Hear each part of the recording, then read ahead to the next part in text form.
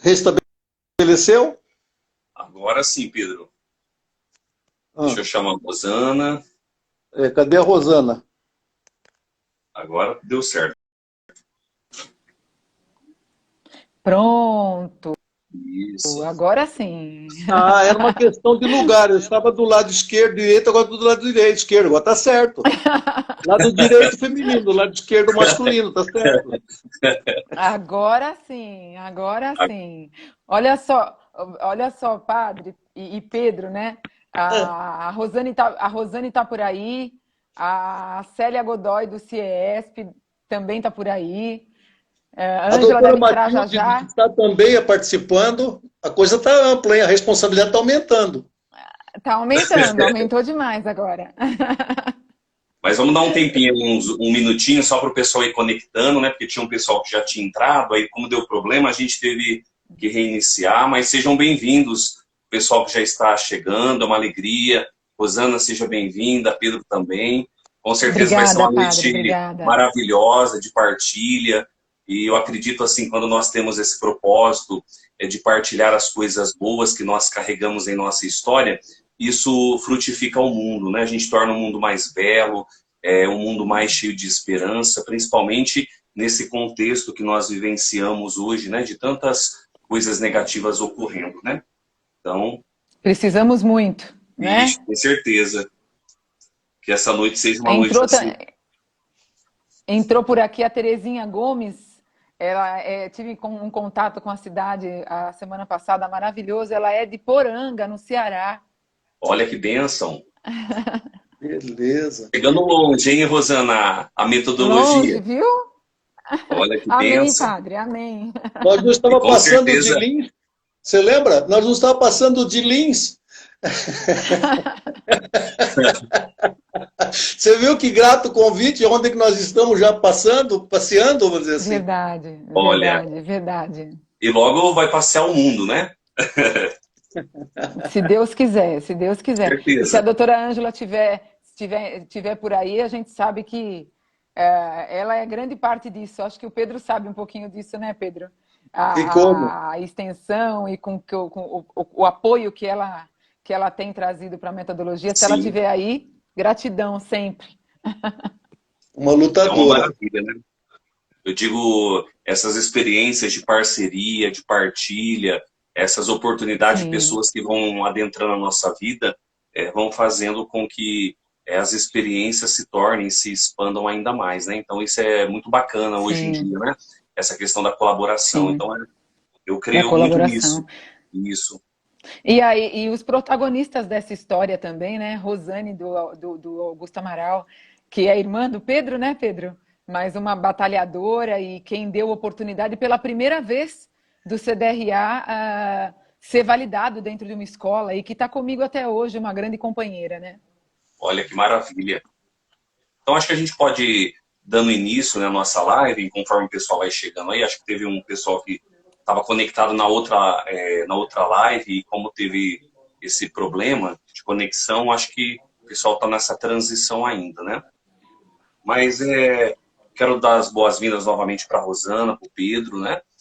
A Rosana é fonoaudióloga educacional, está no seu doutorado, criadora da metodologia do CDRA, né, Rosana? E o Pedro é Sim, psicanalista também. A Rosana já está no seu doutorado, o Pedro no seu mestrado. Então, essa noite a gente gostaria, assim, dentro dessa temática, a ideia que eu tive de fazer algumas lives durante esse mês de maio, Rosana, só para você entender a temática, o mês de maio é o mês dedicado à Nossa Senhora, a mês de Maria, né? Então, eu resolvi pegar essa dimensão do feminino, do materno, e convidar algumas pessoas e a gente falar da importância da mãe, do feminino, na história da humanidade. E quando o Pedro me apresentou o seu trabalho, toda a dimensão da sua metodologia, como surgiu, eu senti ali um testemunho muito bonito, porque o testemunho é aquilo que nasce da própria vida e ele se vai arraigando pelo mundo e ele vai tendo a força de transformar. Porque não nasce de uma ideia, não nasce de uma racionalização, mas nasce de uma experiência do coração. Então, assim, para quem está nos assistindo agora, eu gostaria assim que você começasse a dar o seu testemunho. Como que nasceu a metodologia? foi de uma situação que ocorreu na sua casa, né? Então, gostaria que você partilhasse um pouco dessa sua história de vida, que é muito rica e com certeza vai ajudar muitas pessoas que nos assistem nesta noite, né? Padre, primeiramente eu queria agradecer o convite, agradecer sempre ao senhor, ao Pedro. É um prazer estar com duas pessoas de tamanha humildade, bondade e inteligência nem se fala, né? Lutando por essa causa tão bonita que é a causa da inclusão. E quando a gente faz com que essa causa da inclusão se cruze com uma história de vida, como é a minha e como é de tantas mães que são hoje profissionais e mães que se formaram em função de uma situação pessoal. Então, eu acho que essa é uma situação que eu vou hoje colocar um pouquinho da minha história. Eu sei que muita gente conhece, mas hoje eu estou tendo a oportunidade até de aprofundar um pouquinho mais, porque eu sempre falo sobre ela, mas eu sempre falo sobre ela como uma introdução da própria metodologia, né? Mas ela é o motivo da minha vida, né? Eu costumo dizer que a metodologia ela é o meu terceiro filho, né? O primeiro é a Letícia, o segundo é o Giovanni, o terceiro é o CDRA. Mas ela nasceu por conta da Letícia. Então, eu agradeço esse convite e a oportunidade de poder contar até um pouquinho mais dessa história, né? Sim. Eu tive a oportunidade de estar com o Pedro hoje e eu até comentei algumas situações que nem ele sabia, né? Mas eu tenho uma filha, hoje com 22 anos, por volta dos 2, 3 anos de idade, a gente começou, na realidade, a perceber que os seus marcos de desenvolvimento, que a gente tanto fala sobre marcos de desenvolvimento, né, estavam ficando, na realidade, aquém do esperado. Então, era uma situação de fala, era uma situação de marcha, então era o falar, era o andar, era a compreensão para algumas situações aqui do nosso dia a dia, que a gente começou a perceber que eles estavam aquém do que deveria estar, né? Eu sou fonoaudióloga, como o senhor me apresentou, meu ex-marido é médico, né? Então, nós estávamos ali, um casal profissionais da saúde, percebendo que algo estava fugindo do padrão, né? Do padrão de desenvolvimento, dos marcos de desenvolvimento. E assim começa a nossa história, com ela mais ou menos com 2, 3 anos de idade. O pediatra sempre dizendo para a gente que havia uma lentidão no desenvolvimento dela. E eu confesso para vocês que, a princípio, não é uma coisa fácil de você, na realidade, acreditar. Então você começa a dar algumas desculpas, né? Ah, não, mas ela é fora do peso, ela é gordinha, então ela tá demorando para andar por causa disso, né? Ela é preguiçosa para falar, mesmo sendo 2 profissionais da área, né? Então aí eu já faço um parênteses, né? Que ser profissionais da área é uma situação que muitas vezes até atrapalha um pouquinho, né? Essa negação de você realmente não querer ver o que está acontecendo. E assim nasceu aí o nosso percurso. Em pouco tempo, nós começamos a percorrer realmente muitos profissionais para que a gente encontrasse um diagnóstico. Porém, um diagnóstico, ele não é uma situação que vem também tão fácil assim, né? Quando a gente envolve marcos de desenvolvimento e quando a gente envolve o processo de ensino e aprendizagem, a gente muitas vezes não recebe um diagnóstico imediatamente, porque ele é complexo demais. Ele depende de vários profissionais e ele depende de análises mais aprofundadas, né? Bom, enfim, mais ou menos por volta de 7, 8 anos de idade, os marcos de desenvolvimento também começaram a chamar atenção no ambiente pedagógico, no ambiente educacional. E aí nós realmente tivemos a notícia de que havia uma situação intelectual envolvida, né? Um déficit intelectual envolvido.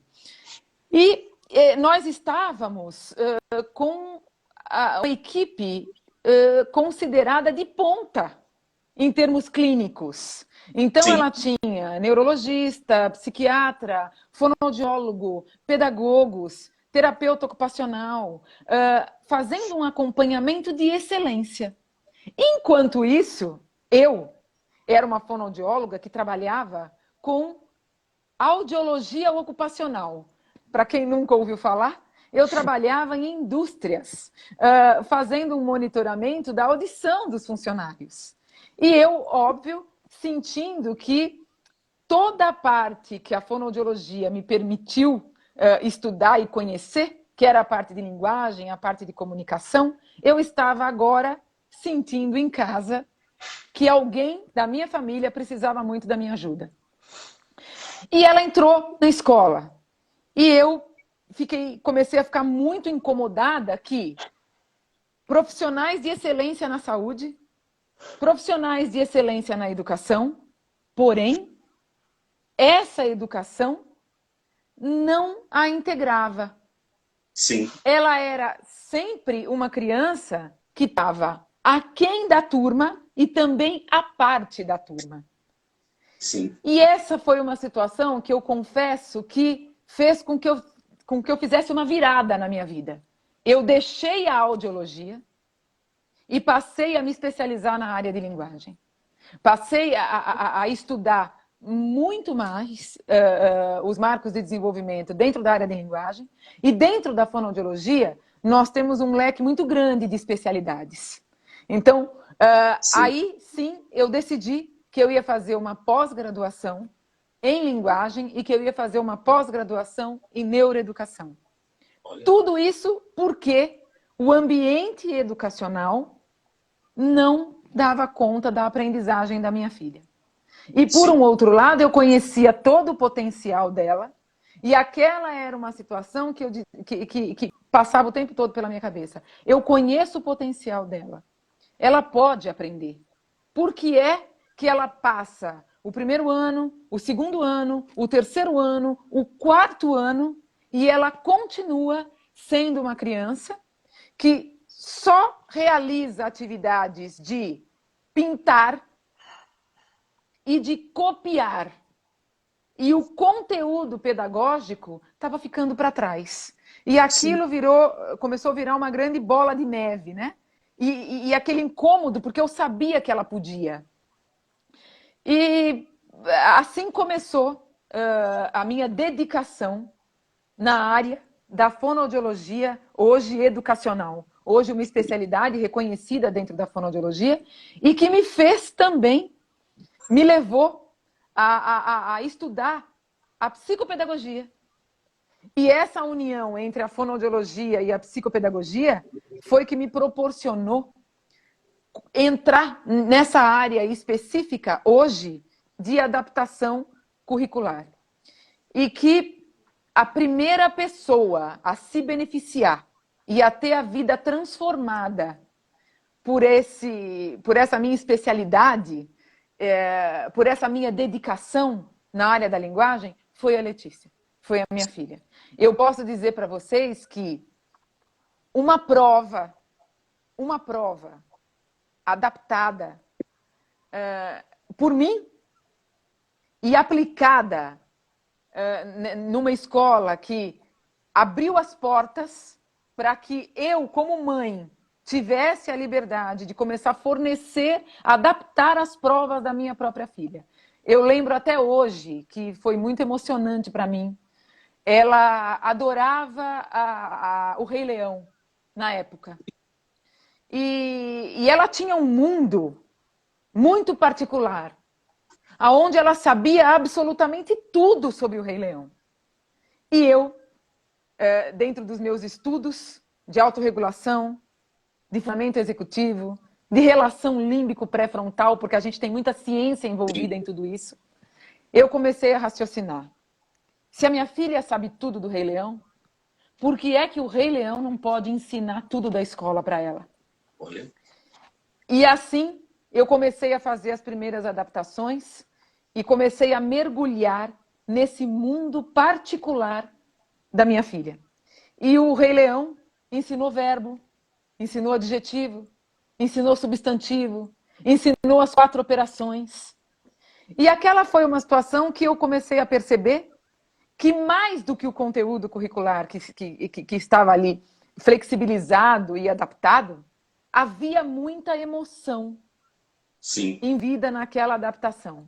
Muita criatividade, sim, muito desenvolvimento do próprio pensamento dela. E essa é a minha história. É um material que deu certo e que, num espaço muito curto de tempo, eu fui chamada para realizar a adaptação de sim. muitas crianças da escola dela. E aí eu nunca mais parei. E eu resolvi dedicar a minha vida à inclusão e à adaptação curricular. E claro que, terminando, sem me estender tanto, eu também comecei a entender Mas que a deve adaptação entender.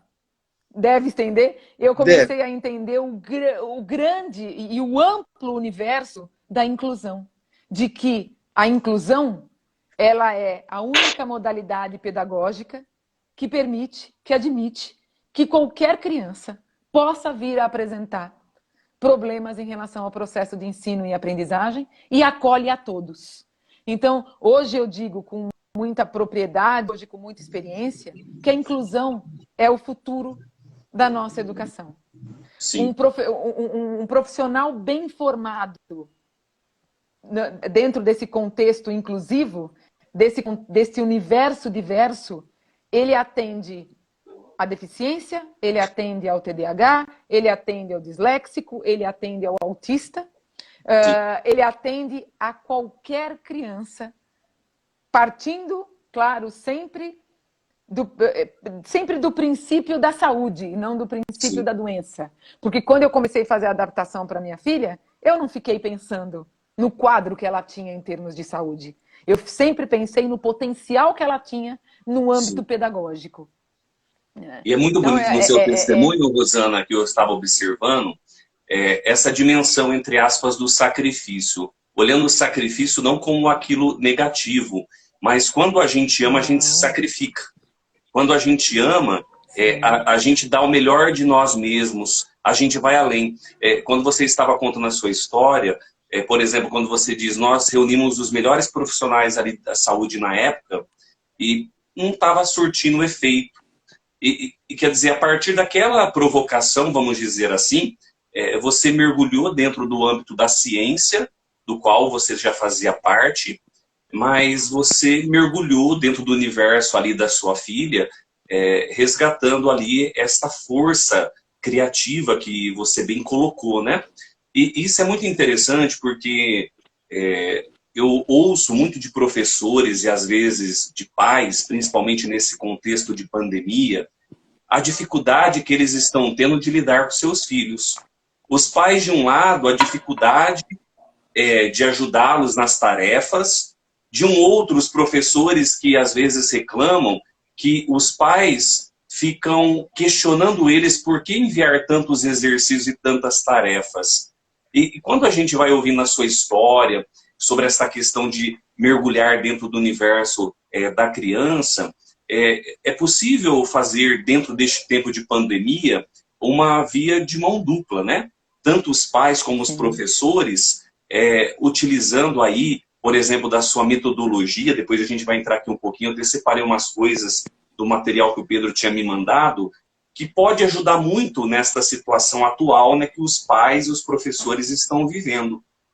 Porque, pelo que eu já li do seu material, que é muito rico, dentro de uma classe, quando se faz aquele tripé, né, que você diz ali, a formação, o mapeamento e a intervenção, é possível gerenciar de uma maneira bem mais tranquila e menos sufocada, que isso vai facilitar para o professor, para o aluno, e ambos vão se enriquecer muito, né? E só para começar um pouquinho, quando se fala na fonoaudiologia educacional, eu vi lá no material que o Pedro me mandou, identificar precocemente os possíveis problemas de aprendizagem, né? Principalmente para ali trabalhar bem a base cognitiva. Então, o que é essa proposta do seu trabalho, da sua metodologia dentro desse princípio, Rosana? Explica para o pessoal aí. A fonoaudiologia educacional, ela é uma área, a fonoaudiologia é uma área Sim, muito ampla, né, padre? A sim, fonoaudiologia é uma área onde, eu estava comentando isso hoje, até numa conversa que eu estava tendo com o Pedro, é uma área que nos permite atuação em diversas frentes, né? sim, E uma dessas frentes é a escola. Agora, a fonoaudiologia educacional, ela sofreu mudanças ao longo desses últimos sim, anos. Porque a fonoaudiologia dentro da escola, a princípio, há alguns anos atrás, quando se falava em fonoaudiologia dentro da escola, não se falava em fonoaudiologia educacional, mas se sim, falava em fonoaudiologia escolar, né?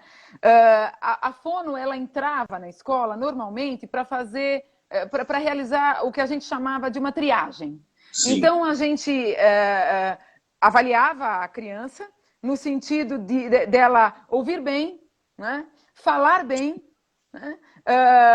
E era uma triagem realizada com a criança, com o estudante. E essa sim, situação ela foi transformada. E normalmente os pais recebiam, não há muito tempo atrás, mas é uma verdade, eu fui dessa época, a gente entrava na escola, fazia aquela triagem, verificava, por exemplo, se a criança tinha a linguinha bem colocada, se tinha uma articulação sim, precisa, se falava os fonemas corretamente, se ouvia bem e se fazia um encaminhamento para os nossos consultórios, né? Essa sim, situação ela foi transformada. A fonoaudiologia educacional hoje é uma fonoaudiologia que atua juntamente com os profissionais da área da educação, faz parte da equipe docente, sim, atua num trabalho preventivo e remediativo nos processos de ensino e aprendizagem e sim, atua sim, em formações com os professores também. Então, hoje é tão amplo esse universo da fonoaudiologia que a gente tem hoje condições de detectar problemas de aprendizagem antes que eles aconteçam. ah, E sim, a gente pode, na realidade, entrar com ações preventivas para que a gente possa compensar essas situações dentro do próprio transtorno de aprendizagem. Então, a fonoaudiologia educacional hoje ela ampliou muito o seu leque e ela é reconhecida como uma área de atuação e parte de uma equipe, do corpo docente de uma escola. Né? Eu lamento muito que ainda a gente tenha um número muito pequeno de fonoaudiólogos educacionais fazendo parte da equipe de uma escola, porque a contribuição da fonoaudiologia é ímpar quando a gente fala de uma ciência ligada à comunicação e à linguagem. sim. Olha que Mas, interessante. infelizmente, eu acho que tem crescido muito. A fonoaudiologia educacional tem conquistas importantíssimas Sim. na área da educação e nesse âmbito de prevenção e de formação dos nossos professores. Olha que interessante. Ô, Rosana, eu vou fazer uma colocação aqui do Freud, para o Pedro entrar um pouco na conversa, que está Tá dentro bom. desse contexto que você... O Pedro está muito quietinho, né, padre? O Não, Pedro, eu tô achando o Pedro, interessante. ô, Rosana, o Pedro é igual o gênio da lâmpada. Se você não esfregar a lâmpada, ele não sai para realizar os desejos, né? Mas só Ô, Pedro, antecipando a sua. Tudo bem, fique à vontade para falar sobre Freud. Mas eu ó, gostaria, antes que você formulasse, sem te interromper, claro, eu fico ouvindo a fala da Rosana e vejo a humildade com que ela traduz a sua criação, tá? Porque ela entrou numa esfera da linguagem do qual Emmanuel Levinas, Merleau-Ponty, o próprio Freud, e assim naquela sequência toda do iluminismo, em que ela não percebeu, desculpa, eu estou falando de percepção, a respeito que ela criou um dialeto. sim, sim, Ela, na verdade, ela conseguiu resumir na sua prática aquilo que os laboratórios ainda estão nadando, em função das teorias, dos testes e tudo mais. Não é uma crítica, mas é uma observação sobre. Porque a linguagem dela, ela remeteu aquilo que a psicanálise, ao longo dos anos, foi sempre sendo centrada nessa questão do eu. Sim. A gente hoje é constituído de um eu, quase como na figura de Deus, todo-poderoso. É o Deus egocêntrico. Aquele eu em que não consegue enxergar o outro como o outro é. Sim. Ainda essa difusão da luz que nos permite o mundo da aparência e do engano, a gente olha o outro como reflexo da nossa imagem. O que ela conseguiu, na verdade, na sua prática, e com a renúncia com que ela dedicou, e voltado aos estudos, à ciência, de forma mais ampla, buscar esta linguagem. A linguagem a partir do outro. É a escuta a partir do outro. Então, foi justamente lendo o trabalho, né, tipo, aquele e-book que a Rosana enviou aquele dia na nossa palestra, que eu selecionei esses questionamentos que eu vou te apresentar, que está dentro, você está antecipando aí a situação toda, onde eu iria chegar, sobre aonde a metodologia dela está atingindo a questão do inconsciente, a questão mais profunda da criança, né? Então, olha que interessante, Pedro, é um artigo que eu li, eu quero fazer uma citação do trecho, eu vou fazer a pergunta logo em seguida. Freud denuncia o abismo do adulto ante o infantil que o habita. Justamente esta distância obstacularizadora que Freud iniciou e acreditou poder sanar através de uma educação psicanaliticamente esclarecida. Seguindo as reflexões de Pfister, Freud acreditava naquele momento de sua obra que uma educação eminentemente repressora criaria uma predisposição a doenças nervosas no futuro. E que uma educação psicanaliticamente esclarecida consistiria numa profilaxia das neuroses, ou seja, evitaria as neuroses. Pegando um gancho no que o Freud está dizendo aqui, e dentro do que a Rosana também falou, quando ela entrou no universo da filha, do lúdico da filha, brincando com o Rei Leão, e ela utilizou daquilo para trazer para fora a potencialidade da sua filha, eu queria que você comentasse um pouco sobre a importância da sexualidade infantil, aquelas 3 fases que você, inclusive, está trabalhando no seu mestrado, a questão da libido. Veja, às vezes uma criança que sofreu ali um desprazer porque não foi acolhida, aquilo gera um certo bloqueio dentro da criança. Isso também já está embutido dentro da dimensão do complexo de Édipo. Por quê? Se dentro da família não há alguém que a acolha, veja, já começa uma estrutura inicial ali totalmente ferida por um bloqueio que vai gerar aí, como diz o texto que eu dizia há pouco, vai gerar bloqueios na criança e que não vai colaborar para que ela possa expandir aí sua potencialidade. Então, só para dar esse gancho aí, né? Você é provocador. Mas tudo bem. Você sabe que eu fico assim, eu fico aqui olhando, né, a discussão de vocês e o quanto a gente consegue pensar em tantas vertentes, né, Pedro? Quando você lê um trecho de Freud, né, muito antes da neurociência, né, então, e aí a gente hoje pensa nisso, do quanto lá atrás, né, hoje a gente consegue entender que ele não estava errado, mas hoje a gente tem a comprovação, a gente tem a concretização de tudo isso, quando você nada mais transcreve uma situação de memória afetiva, de memória episódica, né, de um desequilíbrio. Então, o quanto é fascinante, e aí eu faço um parênteses aqui, que às vezes eu ouço de alguns professores, algumas escolas, às vezes dizendo assim, mas a neurociência, ela veio, na realidade, como se ela fosse onipotente, onipresente, e ela veio destruir o que a gente... Ela não veio destruir. ela veio dizer o quanto esses caras foram brilhantes e não tem Sim. instrumento nas mãos Sim. e conseguir fazer toda essa interpretação. Desculpe a interferência, mas eu não tinha como não dizer. Não, mas Pode seguir, Pedro.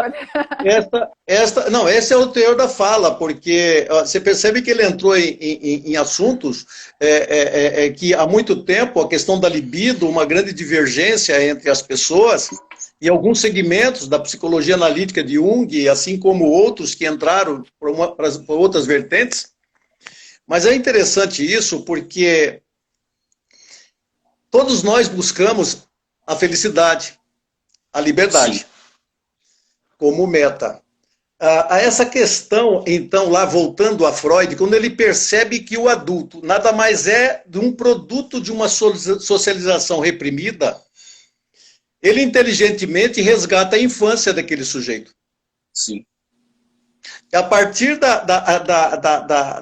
desta visão da infância, ele começa a demonstrar para o sujeito o que acontece naquilo que ele chamava de fase secundária, em que a neurose já estabelecida pela socialização ocorria fazendo com que o sujeito fosse prisioneiro da sua própria liberdade, bem definida por Sartre, na sua filosofia.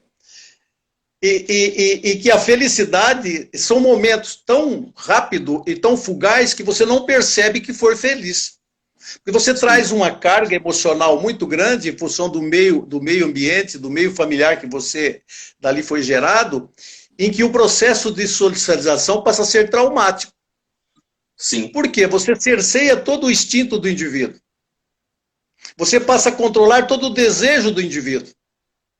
Você não permite que ele estenda esse desejo à vontade da prática ou de realizar o seu desejo. Fica um sujeito interrompido. Sim. É por isso que essa interrupção que nós trazemos no nosso dia a dia e não nos permite, muitas vezes, vislumbrar uma situação de universo diferente daquilo que se propõe diante dessa visão, principalmente dessa visão da metodologia da Rosana. Os professores não perceberam ainda que essa metodologia veio primeiro resgatar a autoestima, a valorização de um sistema pedagógico que está carcomido com o tempo. Desde o ponto de vista físico e da sua arquitetura, são padrões medievais. Sim. Aquele confinamento de você colocar o aluno numa carteira. E você lembra, antigamente, o nosso tinteiro era na própria carteira. Aquilo virava uma bagunça, porque aquilo esparramava pelo chão. Mas você tinha que ficar duro, olhando para uma professora num quadro negro na frente, ela impondo todo o saber dela, a partir de toda a experiência de vida que ela tinha, e toda a sua pedagogia, mas num sentido disciplinar. Ali era um corretivo, em que você tinha que postar de forma cartesiana, fixar uma imagem do qual era imposta, ninguém perguntava para você do que você gostava, do que você queria, simplesmente você tinha que partir para uma decoreba horrível, imposta muitas vezes, que é parte da minha formação reativa, a questão do estudo e da questão da decoreba. Até hoje eu não decoro nada em função dessa imposição, além das minhas características, né? De não gravar as coisas, entender o conceito. Tem que ler um volume de 70 livros no ano para poder entender o conceito sobre um assunto. Aí depois para dominar isso e assim por diante. Sim. Então, essa condição lá imposta atrás, o que nós vemos hoje, a partir da metade do século XX, com o aprofundamento do estudo do cérebro, não mais aquilo que analogicamente, porque Freud ele só teve um contato com o sistema nervoso da enguia, numa fase primeira da sua formação, lá para 1985. Depois ele percebendo que aquilo não daria futuro para um rapaz solteiro que tinha necessidade de casar, ele teve que mudar para a clínica a contragosto. Sim. E esse contragosto gerou no que gerou a sua psicanálise. Sim. Ele foi totalmente o inverso, no caminho inverso daquilo que era imposto na época, com teorias, com aquele absolutismo das ideias, ainda o útero da mulher sendo um animal reprimido, que precisava ser controlado. Isso no século XVIII, nós estamos falando do século XIX, não faz muito tempo. Sim. Às vezes a gente tem pressa com a inovação. Mas às vezes a inovação leva anos, séculos, para se chegar ao pensamento, não do ponto de vista do pensar, mas a percepção daquele que idealizou aquilo. Sim. Eu vejo isso na dimensão em que a Rosana trabalhou essa questão. Não se percebeu-se ainda que a educação sempre parte da capacidade perceptiva do outro, somada ao pensamento. Sim. Porque o pensamento é inerente. Já está construído essa capacidade de pensar. O problema é você pensar de forma diferenciada em relação ao outro. Permitir que o outro pense a partir dele e não a partir do seu pensamento. Sim. Que é sair dessa esfera egocêntrica, desse narcisismo do todo saber. Você vê que a capacidade de renúncia em que ela se propõe, ela contou metade da história. Ela tem o livre-arbítrio de expressar da forma que ela montou a história. Mas há uma renúncia profunda, e como a live tem como propósito mostrar o feminino, o significado de mulher, sem essa coisa do ismo patológico que acontece desse surto psicótico atual, mas trazer de fato a mulher, o feminino, a capacidade da inteligência que ela tem, equiparada e com uma certa superioridade em relação ao macho. Nós estamos desconstruindo uma ideia que vem já há séculos de mau entendimento a respeito do significado da palavra mulher, da palavra fêmea, da palavra feminino. Sim.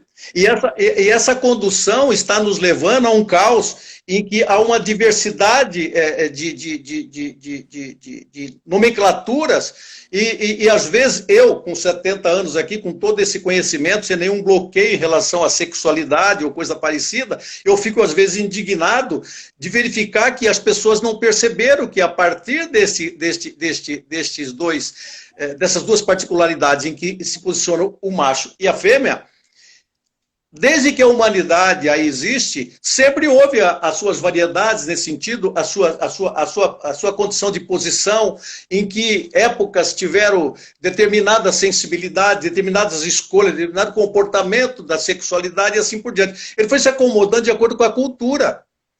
E eu percebo que nos falta inteligência nessa cultura atual. Sim. A questão do eu ainda, a questão... Pode falar, Rosana. Intervenha quando você achar necessário.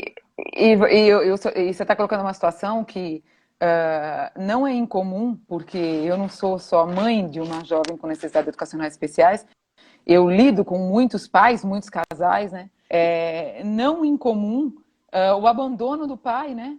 Muitas vezes, quando tem a notícia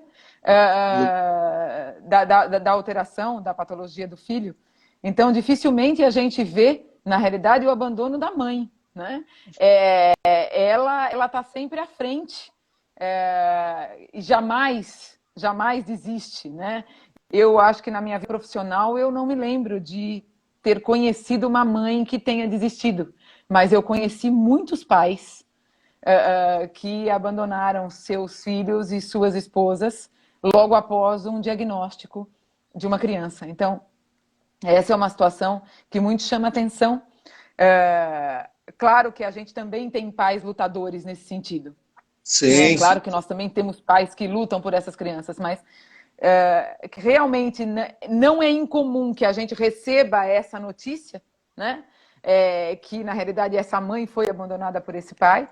E também não é incomum que a gente receba a notícia de que eu já era fonoaudióloga, quando eu tive a minha filha, mas muitas mães se formam em função. Eu mudei a especialidade, eu mudei o rumo, né? Eu estava numa área, eu fui para outra. E hoje, e também mergulho na pedagogia, na psicopedagogia, porque eu queria até vamos fazer justiça aqui, que ela tem que ser feita. Dentro de um ambiente educacional, nada acontece sem o professor. Nada acontece, ele é o protagonista dessa história, né? Então, sim, a gente precisa sempre muito deles. O que a gente pode é auxiliar. Mas, voltando ao tema, o quanto essas mulheres são admiráveis, né?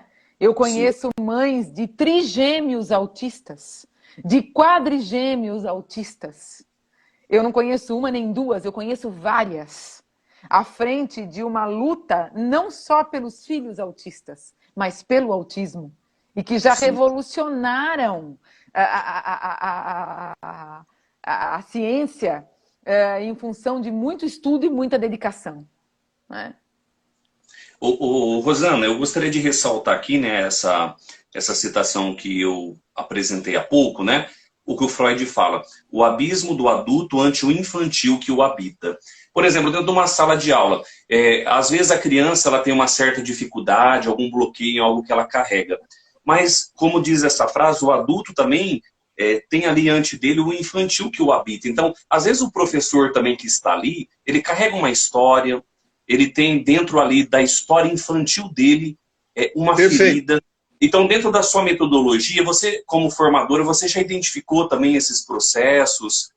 O que você poderia falar nesse sentido para ajudar quem nos assiste, né? Padre, muitas vezes. Eu costumo comentar nas minhas aulas, e é uma situação que eu costumo comentar, não, eu costumo dar um destaque para esse comentário. Vocês sabem que não é incomum dentro das orientações, da própria adaptação curricular. Eu vou pegar um gancho aqui que é de extrema importância. Então, especialistas da área da saúde, como eu me enquadro, fazemos avaliação interdisciplinar, onde nós temos lá neurologistas, psicopedagogos, pedagogos, fonoaudiólogos envolvidos, e a nossa menção final é um laudo, e esse laudo, muitas e muitas vezes no nosso mercado, ele vem acompanhado de um checklist de orientações, que eu, particularmente, sou completamente contra. Porque quando você vai fazer orientações para o ambiente educacional, então a saúde avaliou e vai fazer orientações para o ambiente educacional. A pergunta sempre para as minhas alunas, que são também uma diversidade, neurologistas, pediatras, psicopedagogos, pedagogos, fonoaudiólogos, eu sempre pergunto, para você fazer esse checklist de orientação para a escola, você foi até a escola? Você conhece o ambiente educacional que o seu paciente que passou por essa avaliação está inserido? Por que a minha pergunta em relação a isso? Porque é recorrente. Quando a gente vai até a escola, vai fazer uma visita, muitas vezes a gente se depara com um professor que, por conta de fragilidades dele, não está preparado para encarar aquela criança que a gente acabou de avaliar. E muitas vezes a gente tem que fazer uma orientação, uma sensibilização, primeiro para esse professor e sentir qual é o vínculo que esse professor tem com esse aluno. Qual é o processo empático que existe entre eles? Né? Quais as fragilidades dessa relação para que a gente tenha sucesso nas nossas orientações? Então, não é incomum que esse professor também tenha as suas fragilidades e muitas vezes tenha o seu reflexo, né? Então, tudo que ele não aceita nele, ele vê naquela criança. E ele tem uma dificuldade tremenda em lidar com aquela criança. E a gente tem que atuar muitas vezes, primeiro com o professor, na maioria das vezes, primeiro com o professor, para depois a gente ter orientações que terão sucesso com essa criança. Né? Então, essa é uma situação muito recorrente, e que tem que ser identificada por esses profissionais que se propõem a fazer uma interlocução entre a saúde e a educação. É cuidar de quem cuida. Como é que está esse professor? Porque dentro do tripé da sua metodologia, do CDRA, tem isso, né? A formação. Nesta formação é trabalhado isso, Rosana? Quando vocês fazem esse processo preparatório? Porque, assim, o que eu acho interessante, assim, você apresentar isso como mãe, como toda essa metodologia que foi desenvolvida a partir ali de uma experiência. Porque, às vezes, quando a gente fala de uma metodologia, às vezes a gente fica no ideal. E aquele dia você explicando naquela outra live que nós fizemos, foi muito clara a maneira como que você falou. Então, para aqueles que nos assistem agora, fala um pouquinho de como funciona essa questão da formação, do mapeamento, da intervenção, porque às vezes um professor que tem várias salas de aula, né, são vários alunos, de repente ele pode achar, puxa, mais uma metodologia, mais uma carga que eu vou carregar, e não é essa a ideia da metodologia, pelo que eu entendi. A ideia é justamente você saber fazer ali um mapeamento para você trabalhar de uma maneira mais tranquila, compreendendo o aluno te compreendendo, para que haja um feedback positivo, tanto para o professor como para o aluno, né? Sim. Padre, a metodologia, ela é pautada na compreensão por parte do professor do seu grupo heterogêneo. Sim. Porque o professor, ele tem que compreender que ele tem à frente dele crianças diferentes umas das outras. Sim. Diferentes, singulares, peculiares, com processos de ensino e aprendizagem que diferem uns dos outros. Então, se a pedagogia ela partisse deste princípio, que eu acho que eu falo isso em todas as lives, né? Se tem uma situação que é certa na vida de um professor, é que ele vai se deparar com um grupo heterogêneo. Eu não consigo, eu realmente, isso vai além da minha compreensão. Não consigo entender por que a gente ainda existe uma pedagogia que produz as mesmas atividades, o mesmo material, a mesma prova para todos os alunos, para um grupo completamente diferente uns dos outros. Então, a metodologia, ela tem na sua essência que o professor passe por um processo de formação para que ele entenda que ele está diante de um grupo heterogêneo. Para que ele entenda que nós temos níveis diferentes dentro do processo de ensino e aprendizagem numa mesma sala de aula. E se ele for formado, se ele for sensibilizado quanto ao respeito a essas singularidades, ele vai lidar muito melhor com esse grupo heterogêneo que sabidamente ele tem em mãos. Então, o nosso processo de formação, ele é muito voltado para essa sensibilização. Um dos maiores sucessos dentro da formação do CDRA, e o senhor bem colocou, o CDRA ele tem três pilares: formação, mapeamento e intervenção. Por que a formação vem à frente dos outros dois pilares? E sem ela, o professor não pode ter acesso ao mapeamento e à intervenção. A formação, ela é a base de tudo. Aonde esse professor, ele passa por toda uma formação teórica. É claro que a gente vai apresentar o construto teórico que essa metodologia foi construída. Ela tem uma base teórica, mas também é uma formação que ele passa por dinâmicas. O que são essas dinâmicas? Dentro da metodologia, quando a gente fala dos grupos do CDRA, né, dificuldades escolares, transtornos funcionais e deficiências intelectuais, será que um professor já se sentiu com dificuldade escolar? Será que o professor já se sentiu com TDAH? Será que ele já se sentiu com autismo? Será que ele realmente sabe o que é ser TDAH? O que é ter TDAH dentro de uma sala que exige dele comunicação, que exige dele convívio social? Será que o professor já passou pela cabeça dele o que é sentir na pele o que essas crianças, o que esses alunos sentem? Então, a nossa formação, ela é muito voltada para essa sensibilização. Então, dentro, claro, de um contexto hoje que a tecnologia nos permite, a gente faz com que o professor passe por essas experiências. E a gente fornece atividade após uma dinâmica como essa, que o professor é levado ao rebaixamento do funcionamento das funções executivas dele, e é dado uma prova para ele fazer sem adaptação e depois com adaptação, e ele percebe que ele não consegue fazer a prova sem adaptação. Ele só consegue fazer com as adaptações. Quantos e quantos professores eu já tive depois das formações dizendo: Rosana do céu, e eu fazia isso com eles. Eu jamais imaginava que a minha criança autista se sentia assim. Que aflição se sentir dessa forma. Então, essa é uma forma de sensibilização, de se colocar no lugar do outro, de sentir exatamente o que o outro sente naquele momento que eu sou o professor e eu estou diante de uma sala de aula, dando uma aula com uma didática que na tentativa de atingir a todos. E nunca vai atingir a todos. Jamais vai atingir a todos. E aí eu pego um gancho para dizer que a metodologia CDRA, e eu tenho falado isso em muitas lives, ela tem sido julgada, né?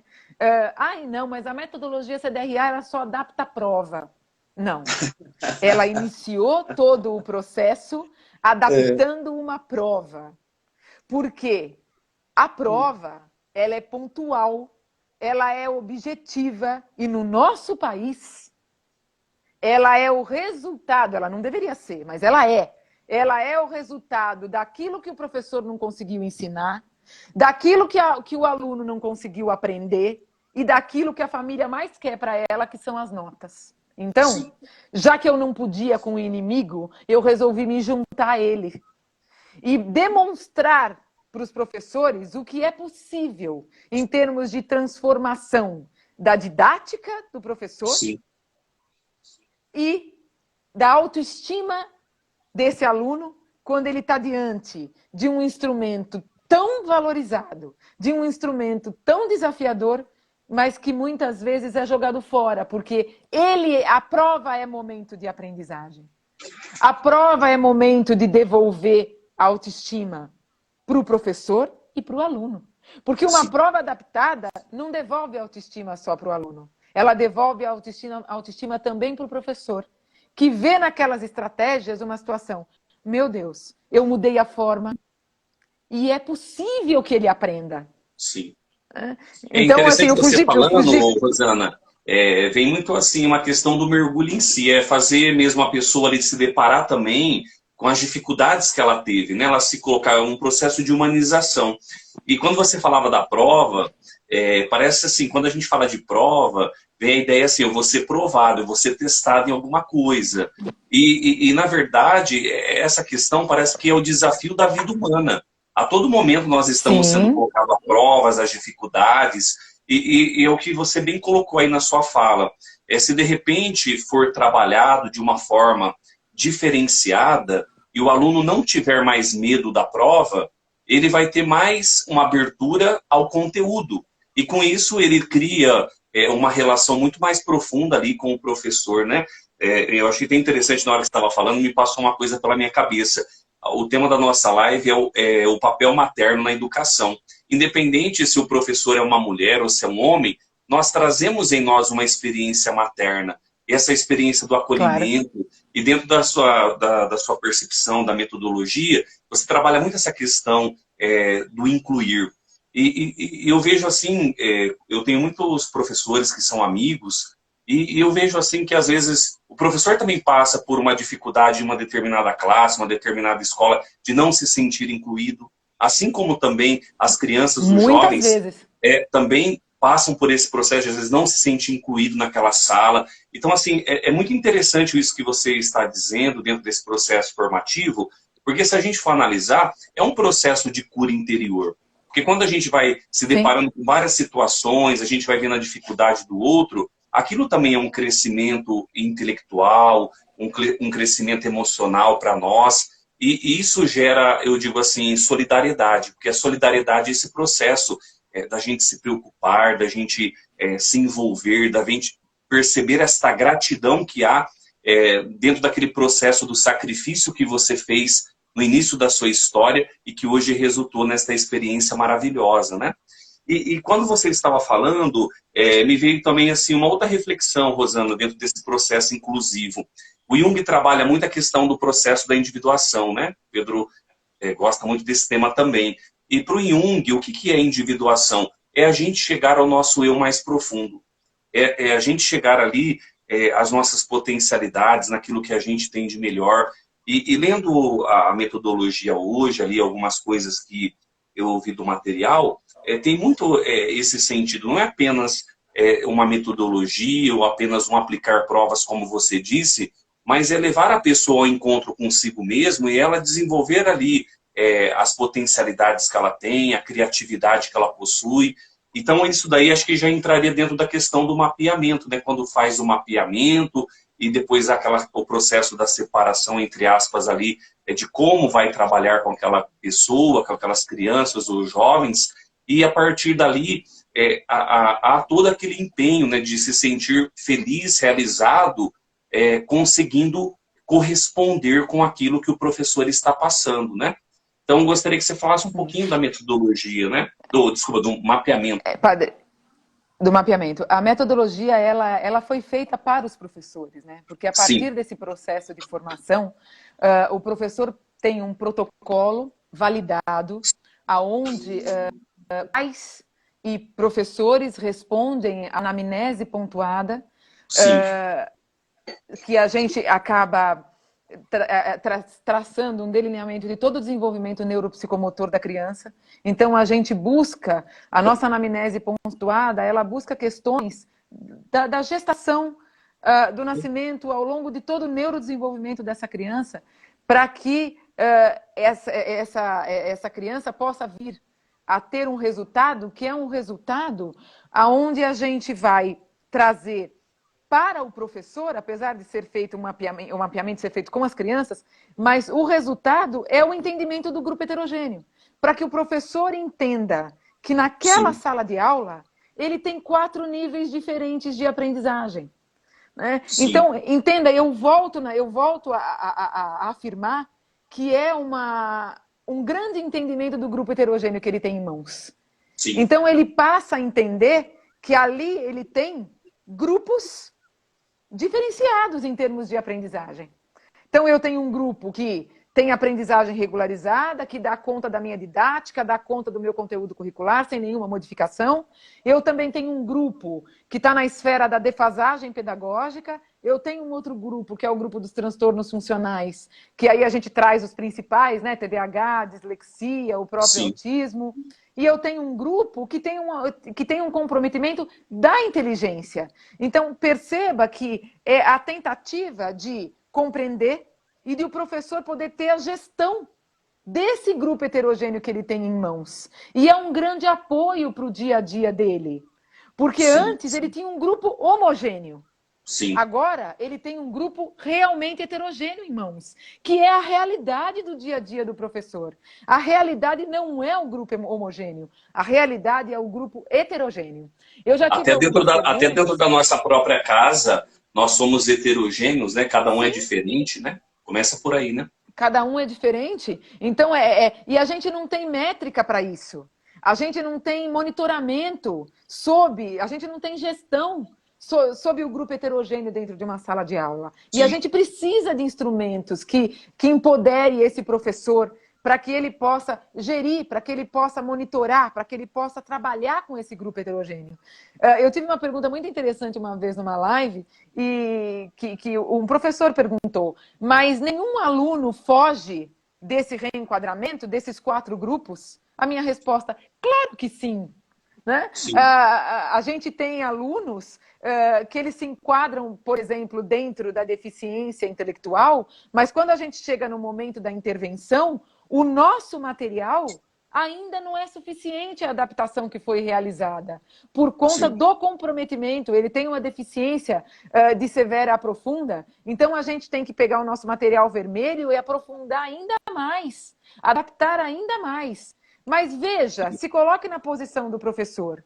Se ele tem uma metodologia onde ele é formado, onde ele tem um instrumento que ele reconhece o grupo heterogêneo que ele tem em mãos, e por último, ele tem material adaptado e adequado para intervir com esse grupo heterogêneo que foi mapeado, a gente tem um trabalho que tem começo, meio e fim. Sim. E existe um monitoramento para que ele retire as crianças daquela condição, porque o material na intervenção ele não é eterno. Né? As adaptações são temporárias, para que a gente possa retirar as crianças dessa condição, né? Independente do que essa criança possa vir a apresentar. Então, o intuito, o grande objetivo da metodologia é realmente que esse professor seja amparado dentro desse universo real, que é o universo heterogêneo. Né? Olha que interessante. Porque se ele começasse a pensar com essa mentalidade, eu tenho um grupo heterogêneo em mãos, com certeza ele partiria de uma base, ele teria de onde partir. Porque quando a gente pensa em grupo homogêneo, fica muito difícil a gente ter caminhos a ser percorridos, a gente ter uma trajetória. Porque a gente no grupo homogêneo, infelizmente, quando a gente pensa em homogeneidade, a gente pensa naquele professor que ele busca pelos melhores alunos. E o que a gente vai fazer com os que não são tão bons quanto aqueles que ele tem em mente que são os seus melhores alunos, né? Só que quando a gente pensa também sobre essa ótica, são aqueles alunos que não são considerados os melhores alunos é que vai fazer uma grande modificação na vida desse professor. Tenha certeza que é com esses alunos que ele realmente aprende. Mas muito interessante. Ô Pedro, eu gostaria de te provocar mais um pouco, né? Num outro texto do Freud, ele diz assim, graças a uma amnésia infantil, a gente vai esquecendo desse processo nosso infantil, quando nós nos tornamos adultos, que nós nos tornamos estranhos à nossa infância. O que podemos vislumbrar a partir destes enunciados é que, numa perspectiva freudiana, educar pressupõe uma aproximação do adulto educador com a sua própria infância. Olha que interessante. O adulto educador se aproximar da sua própria infância. Olha que interessante isso que o Freud coloca, né? Então, você vê que... É interessante que essa colocação, nós estamos falando de 1900? Isso, 1900. De 1900, 900, 1920, por aí, onde a sua obra teve a seu alcance máximo. Mas eu gostaria de reportar a questão daquilo que a Rosane estava dizendo. Passou aqui um filme na minha cabeça, né? Uhum. Você vê que ela propõe inovações. Sim. O problema é o seguinte, será que as velhas estruturas estão preparadas para receber essa inovação? Quais são as resistências desse corpo criado como escola? Tem a capacidade de receber isso como alguma coisa inovada? Você vê que a fala dela uma escuta, vamos dizer assim, dizendo, para que isso possa ocorrer, nós temos que mexer nessa estrutura secular das escolas, que está estamentada em cima de um alicerce muito interessante, que vem de séculos, mas que precisa renovar essas paredes, remetendo a Descartes, lá no século XV, XVI, sobre a cisão do corpo e alma, na divisão daquilo que era o todo, naquilo que era homogêneo. Olha que interessante como muita coisa mudou. A questão em que ela coloca é justamente isso. Ou percebe que ela está falando de uma renovação, não só da estrutura mental do ensino, mas também na sua própria arquitetura. Claro. Hoje o cérebro humano, dentro de hoje que a gente ainda conhece muito pouco, e a neurociência não veio para salvar ninguém, ela não é uma ciência salvacionista, como se pretende na escola, com esse discurso salvacionista do aluno. Passou isso. Já não cabe mais isso. A professora altruísta, que o aluno tal, chegou a... Esse discurso já não tem mais sentido diante da nossa realidade. Então, observa, o que ela está dizendo, a estrutura, o corpo hierárquico de uma escola, ela tem que ser hoje posicionada por um gestor. Sim. E esse gestor precisa ter ao lado dele uma equipe multidisciplinar para que possa amparar essa totalidade do aluno, dessa diversidade cultural e ambiental do que ele é trazido para a escola na idade de 6 a 7 anos. Você percebe que essa idade é fatal dentro das fases freudianas?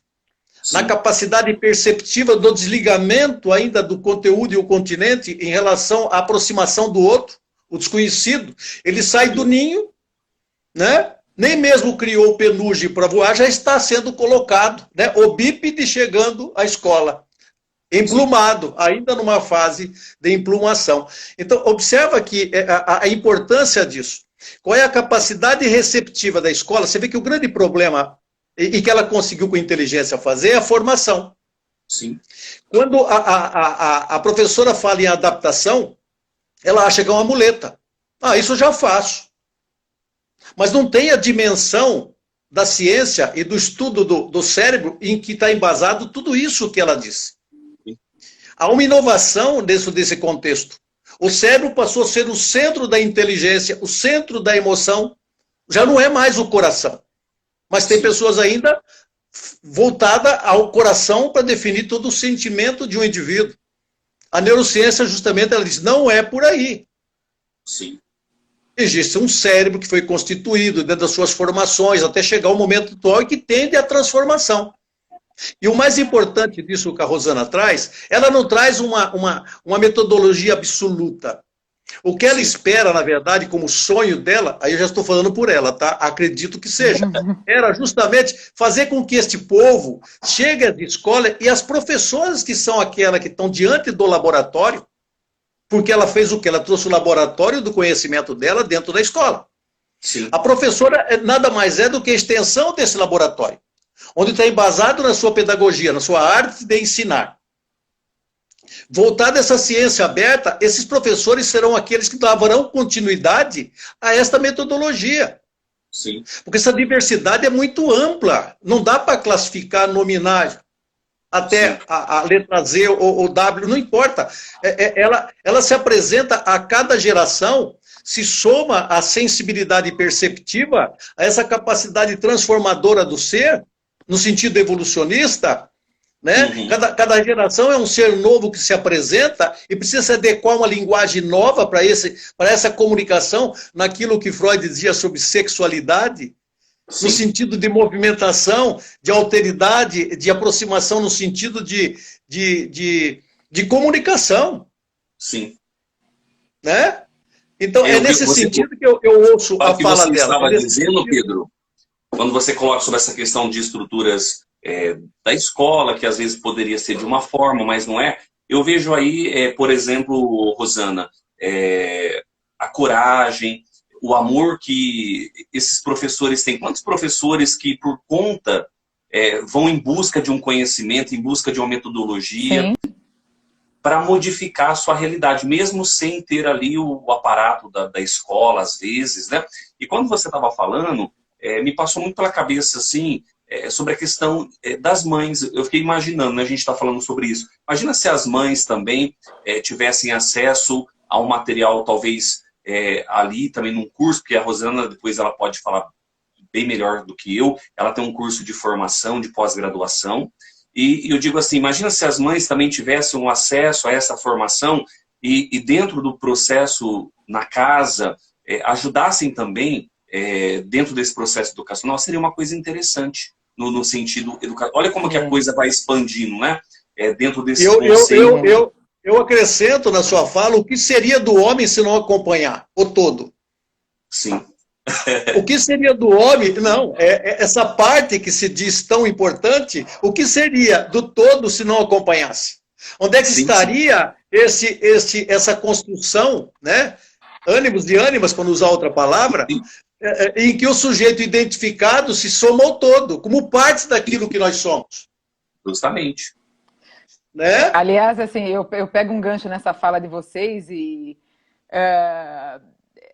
agora, a gente está num momento agora, que é o momento da pandemia, sim, que vai obrigar, o padre, o senhor bem colocou, de que nós temos muitos professores sim, que vão atrás, que estudam e que se diferenciam, não é um nem dois, não, nós temos vários. Aliás, dentro da educação brasileira, sim, se não fossem esses professores, o que seria da educação? Né? Sim. Porque se a gente esperar uma situação de política pública para a educação ela estaria ainda pior do que está. Sim. Eu acho que são os professores os que ainda mantêm essa chama da educação e essa esperança por uma educação melhor. Agora, esse entendimento, essa interpretação do grupo heterogêneo, essa adaptação voltada para a recuperação da defasagem pedagógica, esse dizer de aquele aluno é da inclusão e a nossa pergunta, mas quem não é inclusão? Todos nós somos, não é aquele aluno é inclusão. Todos nós somos inclusão. A pandemia veio trazer uma realidade que agora o professor vai mergulhar na adaptação curricular. Porque por ela a gente vai conseguir recuperar muita defasagem pedagógica. Nós não vamos ter muita opção. Agora a mudança ela vai vir de uma forma muito impositiva. Porque agora eu não vou ter mais de 30 alunos. Se eu tinha 20 que não davam conta e 10 que davam, eu posso garantir que talvez agora a gente vai ter 25, 28 que não vão dar conta. Sim. Dentro de uma rede pública dos 30. Então, é um momento muito bom para se falar sobre inclusão e sobre adaptação curricular. Porque inclusão e adaptação curricular é o que vai nos ajudar agora nesse período de pós-pandemia. Nós não vamos ter uma outra saída. Sim. Então, eu acho que essa é uma situação que agora ela vai ser mais do que necessária. Mais do que necessária. Né? Mais do que necessária. Mas, diga, padre. A Michele mandou um comentário aqui, ó. Diante de todo esse contexto em que estamos passando, estou até pensando em fazer uma nova faculdade de psicologia. O que exige, né, dos pais, ainda mais. É verdade. Aproveita e faz um curso de pós-graduação com a Rosana aí, para você aprender a metodologia. Diga para ela que amplie esse leque de conhecimento.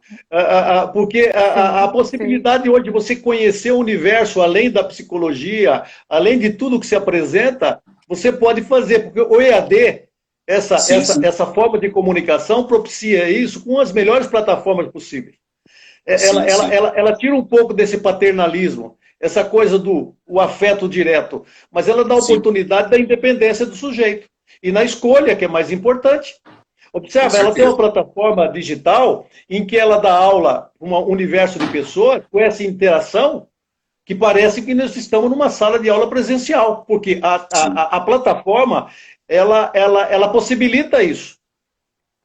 Né? Sim. E a tendência é vocês sabem que um parênteses que eu queria até fazer, a metodologia CDRA, quando ela falava antes que o foco da metodologia era a recuperação da defasagem pedagógica da criança, havia uma certa resistência, por quê? Como é que eu vou fazer material adaptado para quem só tem uma defasagem? Como se o material adaptado não fosse para o coletivo, não fosse para o todo, não fosse uma forma de direito de acesso à educação, de direito de acesso ao currículo. E eu sempre batia nesse ponto. Gente, defasagem pedagógica, não importa se a criança tem uma dificuldade ou um déficit, o ambiente educacional é responsável por essa defasagem pedagógica. E através da adaptação curricular, é claro que eu estou falando em micromagnitude, eu estou falando de adaptação de atividade de prova, de pequeno porte, né? Mas ainda assim, ela é a solução, ela dá resultado, ela retira a criança dessa condição. E agora a pandemia me permite gritar, dizendo, olha, vamos adaptar material para recuperar a defasagem pedagógica. Pela adaptação, a gente recupera as defasagens. Né? Então, virou uma grande voz em meio a esse desespero. E, Pedro, não só para escolas, como para famílias, para as famílias também.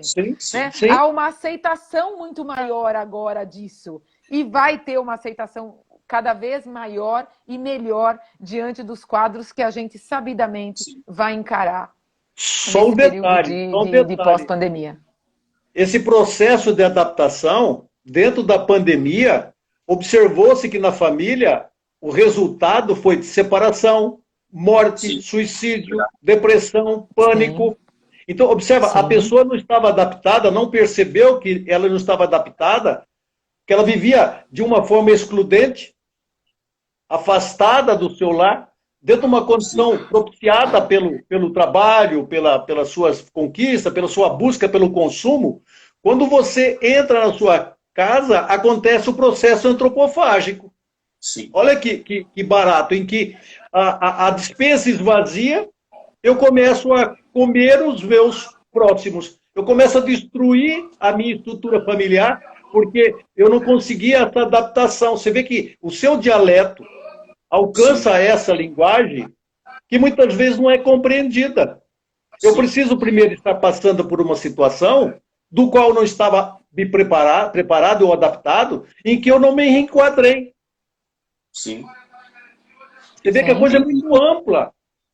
E aquilo que a Rosana falava da questão do heterogêneo, né? A nossa casa é assim, você vai ver uma pessoa, às vezes o pai está numa dimensão, a mãe está em outra, o filho está em outra fase. Então, veja, realmente essa questão, como o Pedro disse, não é apenas numa questão que você pode utilizar apenas na sala de aula, mas é para a vida, né? Até eu comentei com o Pedro uma vez, Rosana, logo que a gente fez aquela live, eu falei, é interessante essa metodologia, ela pode ajudar tantas pessoas no nível profissional que estão encontrando uma dificuldade, tem uma dificuldade de realizar uma tarefa, uma dificuldade de gerenciar, de conduzir. E quantas pessoas que, por não saberem gerenciar suas emoções, como fazer, talvez por processos traumáticos lá de trás que vieram, têm dificuldade de realizar as coisas na vida. E aí entra no processo natural do abandono, né? Veja, quando eu não dou conta das coisas, eu abandono, porque é o caminho mais fácil, né? Mas, Jesus, observa que a população de terceira idade, que foram alunos naquelas escolas do passado, com todas essas dificuldades, e não foram compreendidos. Parte do analfabetismo brasileiro, além da falta de acesso, dessa geração que está, vamos dizer assim, passando, essa metodologia, ela não vem só para resgatar a criança.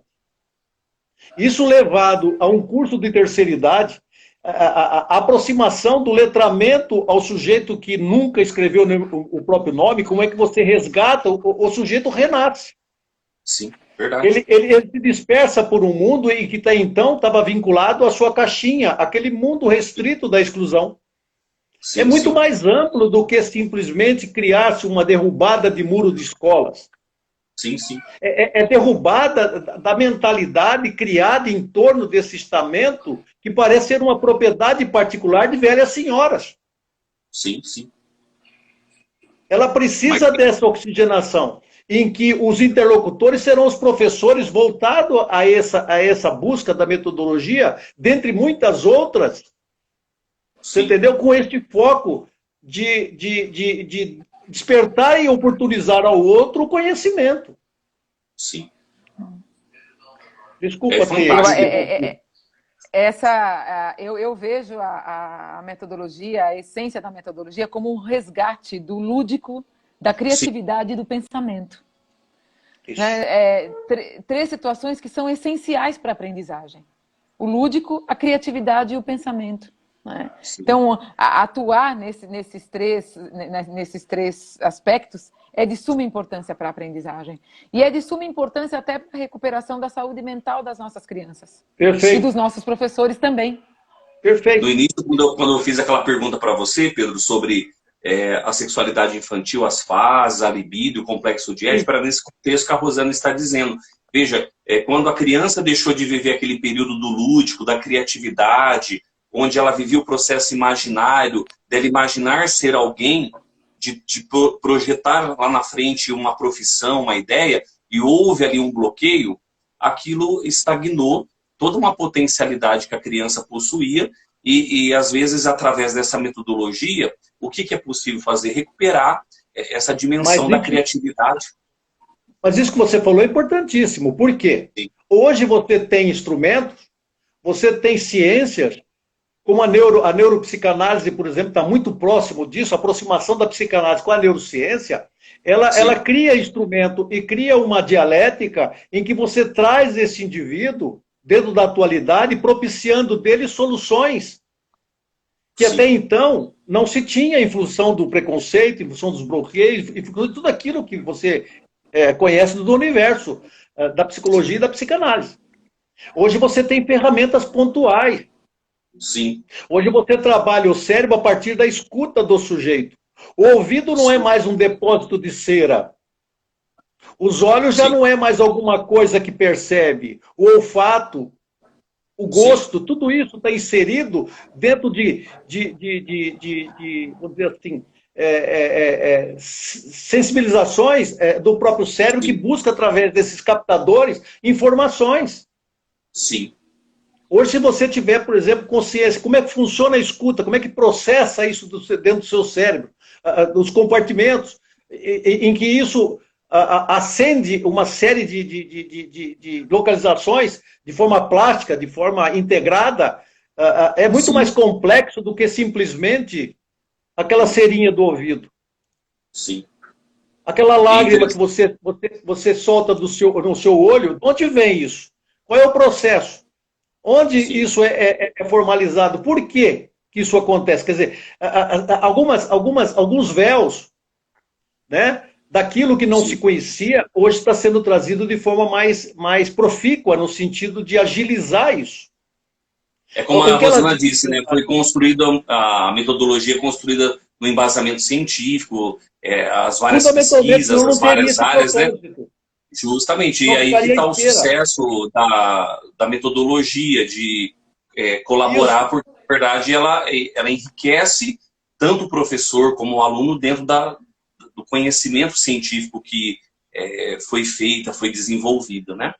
Então, a gente E já está está chegando ao final. acontecendo isso no Brasil, Jesus. Está acontecendo isso no Brasil. Existem movimentos, como é o caso desse da professora, essa doutora Matilde, que é uma guerreira. O que ela Sim, centraliza, o que ela traz dentro da sua fala, o que ela organiza, agrega, isso tem todos os braços, em quase todos os estados brasileiros, mas ainda são vozes que, diante da surdez humana, não está sendo alcançada.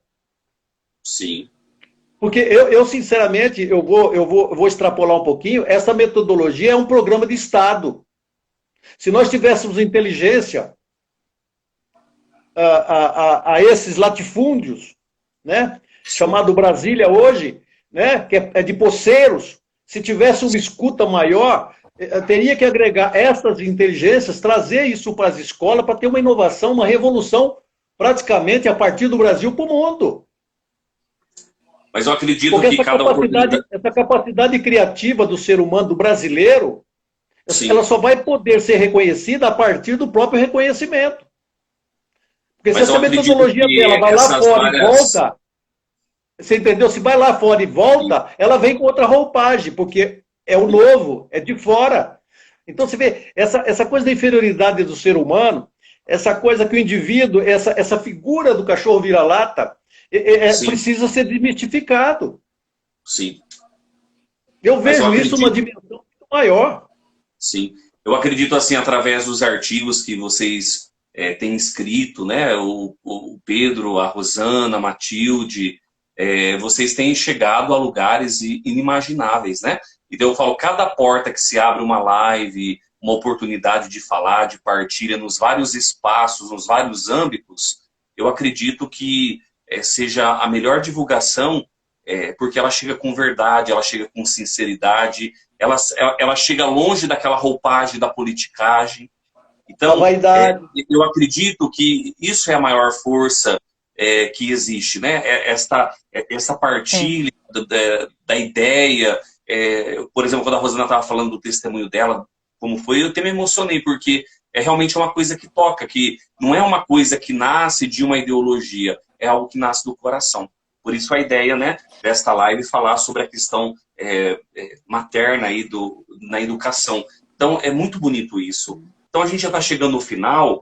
Rosana, eu gostaria de te agradecer imensamente por você ter aberto seu coração, porque falar da metodologia é uma coisa, porque é uma dimensão do profissional. Mas falar da vida, partilhar daquilo, da experiência que se viveu, eu falo isso, precisa ter coragem, precisa ter sinceridade, e isso mostra a grandeza do seu projeto. Eu digo assim, no seu projeto não está sintetizado apenas palavras, mas é uma linguagem que você criou a partir do seu coração com a sua filha, e eu acho que isso que é o que mais imprime significado nas pessoas. A E que experiência a gente, que viveu, né? Padre, e a gente precisa trazer isso à tona, né? Porque Sim, a gente precisa trazer experiências que deram certo, né? sim, E eu acho que a educação, ela precisa muito disso, ela precisa de metodologias, ela precisa de ações que venham de baixo para cima. Eu estava comentando isso com o Pedro hoje. A gente precisa de situações que deram certo no chão da escola. Né? E essas experiências precisam vir cada vez mais à tona e serem muito divulgadas. A minha filha sabe disso, né? Ela mesma comenta comigo o orgulho de ter a minha foto com ela num livro, né? Que eu publiquei esse ano, o A Cada Um Que É Seu. E é uma história realmente de vida e que nasceu da emoção. Então eu acho que tudo que nasce da emoção, ele é mais sólido, né? A tendência a dar certo, ela é quase que não tem como não dar certo com uma situação que nasce realmente da emoção. E nós temos muitas e muitas histórias como a minha, que a gente tem que dar ouvidos, e de mães guerreiras, né? Então a live é sobre as mães. E deixo aqui a minha gratidão, a minha homenagem a todas essas mães que lutam pelos seus filhos dentro da inclusão. Não são poucas. E eu termino dizendo o que eu sempre digo para todo mundo. A minha maior vitória hoje, independente da parte financeira, independente dessa luta que muitas pessoas que estão aqui me conhecem, sabem da luta, realmente da luta árdua que é para tentar ampliar o universo da metodologia, mas a minha maior vitória hoje se chama Letícia. Sem dúvida nenhuma, ela é a minha maior vitória. Né? E isso é muito... Padre, diga. Eu falo, isso é muito bonito, Rosana, porque realmente as pessoas que talvez nos ouvem são professoras, que são mães, que também têm ali suas filhas, seus filhos. De repente são mães que nos acompanham, que nessa dinâmica da pandemia tem se reinventado. Então, assim, o testemunho é muito forte. Eu falo, isso que você dizia, né? É algo que nasceu do chão, não veio de cima, porque às vezes a gente tem esse costume de alguém impor as coisas, a gente tem que seguir ela abaixo e aquilo às vezes não dá resultado.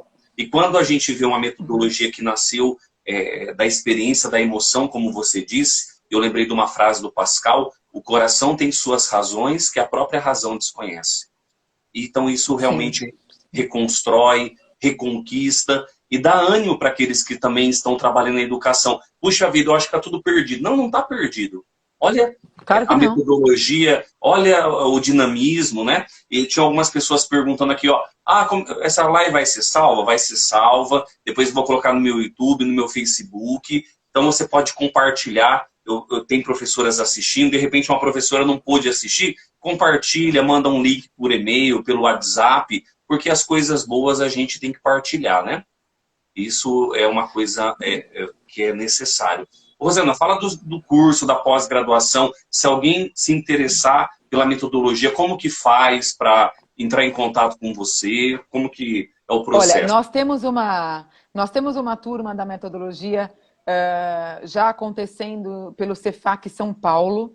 Temos uma outra turma da metodologia já acontecendo pela Fonotrade no Rio de Janeiro. E agora a gente vai ter uma nova turma da metodologia que vai iniciar no dia 16 de junho pelo Instituto Professora Doutora Ângela Matilde, de Belo Horizonte. Agora a gente fala assim, né? São Paulo, Rio de Janeiro, Belo Horizonte, mas não importa, porque é online. As aulas são síncronas e assíncronas. Então, houve aí uma fusão. Nós temos o pessoal de São Paulo, temos na turma de São Paulo pessoas do Rio, temos na turma do Rio pessoas de São Paulo, como teremos na turma de BH gente do Brasil todo. Então, eu deixei o meu Instagram aqui, padre, é @Rosana Mendes Ribeiro Oficial, eu até escrevi, tá bom? Lá na bio tem o meu Linktree, que é um direcionador de links, e as pessoas conseguem informações sobre a metodologia, bem como pode me mandar mensagem no privado, no direct, para que a gente possa dar mais informações. Mas as redes sociais falam muito e também tem os nossos contatos lá. Né? E eu tenho o meu site, que é www.rosanamendesribeiro.com.br, que também tem todas as informações. Então, rede social ou site, vocês vão conseguir informações sobre a próxima turma da metodologia, que inicia no dia 16 de junho. Claro que a gente forma turmas através de prefeituras, escolas que queiram formar turmas, há até um desconto muito significativo para turmas formadas de instituições ou de secretarias de educação, mas também através das redes sociais pode entrar em contato com a gente, que a gente vai imediatamente retornar esse contato realizado. Tá bom? E quero agradecer demais esse convite. Infelizmente, vocês sabem que eu não sei se é a minha internet, mas eu parei. Vocês estão congelados para mim já há algum tempo. Mas eu estou ouvindo bem, tanto o Pedro como o padre. Mas eu nem fiz uma interferência, porque eu falei, não, deve ser a minha internet, né? Só eu me movimento aqui. Mas eu estou ouvindo muito bem vocês. Então, obrigada pelo convite. Aqui você está saindo bem nítida, está aparecendo a imagem normal, tá tranquilo. Inclusive os congelados. Estão congelados para mim. Os congelados, fala. Então, Rosana, obrigado. Outras lives para que a gente possa discutir mais sobre isso. Ô, Rosana, mas obrigado pela sua participação, pelo seu sim, de estar partilhando essa história maravilhosa, da sua história particular, e com certeza muitas pessoas foram tocadas nessa noite. Quero agradecer ao Pedro também, que sempre está à disposição aí para partilhar os seus conhecimentos, para incrementar. E eu e o Pedro sempre partilhamos uma coisa, Rosana, que toda live, o intuito é construir, né? É sempre trazer à tona o melhor que o outro possui. Com certeza, nessa noite, a gente atingiu muitas pessoas aí e os vídeos que serão postados lá no YouTube e no Facebook atingirão ainda mais pessoas. Então, obrigado a todos, viu? Propósito alcançado. Obrigada, gente. Obrigado a todos também que acompanharam a live. Se você puder, depois compartilhe. Vai estar no meu YouTube, no meu Facebook. Depois vou marcar a Rosana também lá no Facebook dela para que ela possa ter acesso a esta live também. Tá bom? Boa noite a todos. Deus abençoe. Obrigada, boa noite. Obrigado, um abraço. Boa noite a todos. Tchau. Tchau.